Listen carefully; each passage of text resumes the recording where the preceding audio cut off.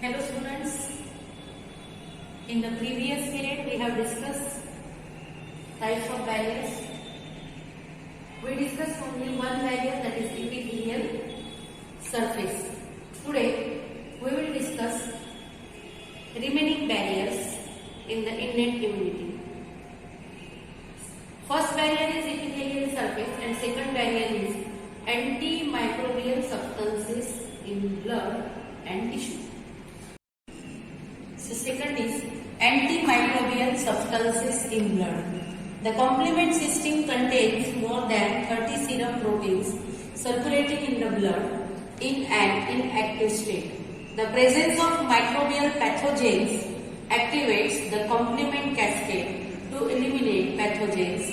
The interferons are a class of cytokines, that is soluble proteins, released by viral cells infected with viruses and certain WBCs to stimulate other cells to protect themselves from viral infections. So we will discuss this point in detail.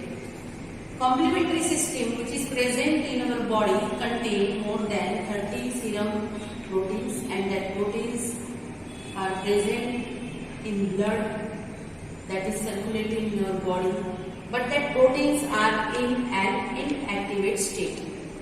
आपल्या बॉडीमध्ये ब्लडमध्ये 30 Serum proteins असतात, पण ते 30 Serum proteins जे आहेत ते inactive स्टेटमध्ये असतात. Microbial pathogens means bacteria, viruses, fungi, etc. If microbial pathogens infect our body, then infection by these microbial pathogens activates the complement cascade. Here the meaning of cascade is small waterfall. But what is the meaning of complement cascade?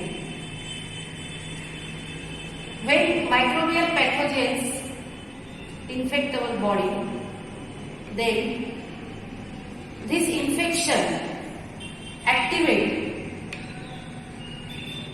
complementary system in our body which attack these microbial pathogens to destroy microbial pathogens.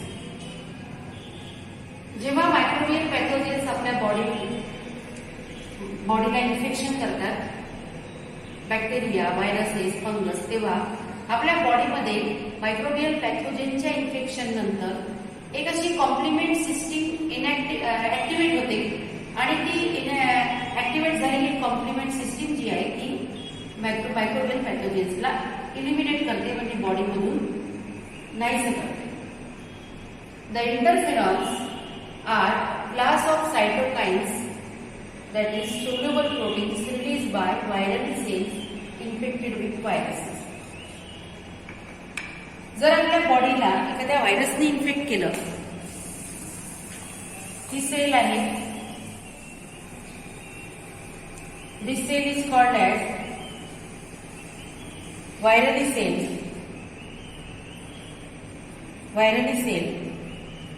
and if this cell is infected by virus, जर या सेलला व्हायरसने infection केलं तर काय होतं की ही जी cell आहे, this cell release interferon.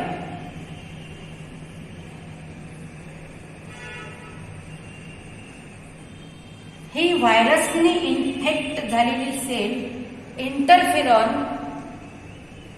Release करते. इंटरफेरॉन काय आहे? Interferon is soluble protein. It is class of cytokines. ते एक प्रकारचं सायटोकाइन्स आहे, that is soluble protein release by viral cell infected with viruses and certain WBCs. Interferon जसं व्हायरसने infect केलेली सेल रिलीज करते, तसंच इंटरफेरॉन काही WBCs सुद्धा रिलीज करतात. आणि हे जे इंटरफेरॉन्स आहे यांचं जे फंक्शन आहे ते आहे to stimulate other cells to protect themselves from viral infection. ही एक सेल इन्फेक्ट झाली व्हायरसनी, या एका सेलने इंटरफेरॉन रिलीज केलं, त्यामुळे आजूबाजूच्या ज्या सेल्स आहेत ज्यांना अजून व्हायरसने इन्फेक्शन केलेलं नाही आहे त्या सेल मात्र आता व्हायरस कडून इन्फेक्ट होणार नाही. म्हणजे हे जे इंटरफेरॉन आहे, interferon stimulate other cells to protect themselves from viral infection. Next is cellular factors in innate immunity. Natural defense against invasion of blood and tissues by microorganisms and other foreign particles is mediated to a large extent by phagocytic cells which ingest and destroy them. Phagocytic cells म्हणजे जसं neutrophil आणि monocytes या दोन प्रकारच्या ज्या cells आहेत WBC मधल्या त्या आहेत phagocytic sale. Phagocytic sale foreign पार्टिकलला म्हणजेच व्हायरस, बॅक्टेरिया, फॉरेन पार्टिकलला इंजेस्ट करतात, डायजेस्ट करतात म्हणजे खातात. फॉरेन पार्टिकलला तर खातातच, त्यासोबतच ज्या डेड सेल्स आहेत किंवा इन्फेक्टेड सेल्स आहेत त्या इन्फेक्टेड सेलला सुद्धा फॅगोसायटिक सेल्स खातात आणि डिस्ट्रॉय करतात. Phagocytic cells are of two types. Number 1 is macrophages and number 2 is macrophages. दोन प्रकारच्या फॅगोसायटिक सेल्स आहेत, microphages and macrophages. They remove foreign particles that enter the body. बॉडीमध्ये एंटर झालेल्या foreign पार्टिकल्सला म्हणजेच व्हायरस, बॅक्टेरिया, फंगल पार्टिकल्सला ते destroy करतात, remove. A class of lymphocytes called natural killer NK cells is important defense against viral infections and tumors. विशिष्ट प्रकारचे lymphocytes आहेत. लिम्फोसाइट्स म्हणजे जे WBC आहेत लिम्फोसाइट्स म्हणजे ज्याला आपण म्हणतो अग्रॅन्युलोसाइट्स.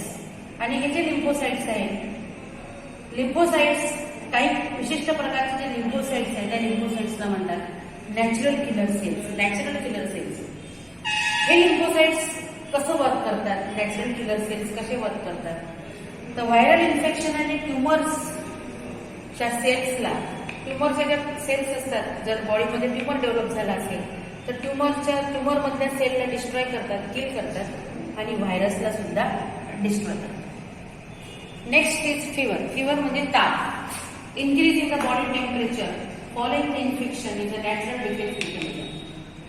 फिवर म्हणजे जर बॉडीचं टेम्परेचर वाढत असेल तर त्याला म्हणतात फिवर. आणि बॉडीचं टेम्परेचर तेव्हाच वाढतं जेव्हा बॉडीला इन्फेक्शन होतं आणि त्या इन्फेक्शनला रिस्पॉन्स म्हणून बॉडीचं टेम्परेचर इन्क्रीज होतं.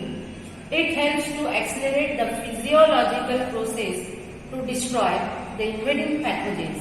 बॉडीचं टेम्परेचर इन्क्रीज झालं की जे बॉडीच्या आत एंटर झालेले पॅथोजेन्स आहेत ते पॅथोजेन त्या टेम्परेचरला टॉलरेट करू शकत नाही आणि वाढलेल्या टेम्परेचरमुळे ते डिस्ट्रॉय होतात. त्यामुळेच बॉडीचं टेम्परेचर वाढतं. Fever stimulate the production of interferon and help in recovery from viral infection. फिवरमुळे इंटरफेरॉनचं प्रोडक्शन वाढतं आणि त्यामुळे व्हायरल इन्फेक्शनच्या अगेन्स्ट जी रिकव्हरी आहे ती रिकव्हरीला सुद्धा मदत होते.